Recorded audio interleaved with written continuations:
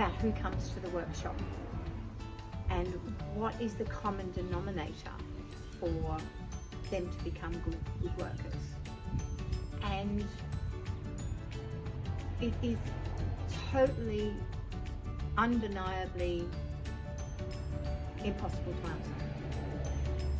I've taught a lot of people over the years, men and women and children. We all learn in different ways.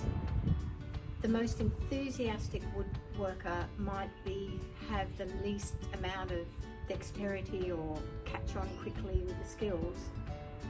But to me, they're the most successful because they're in love with what they're doing.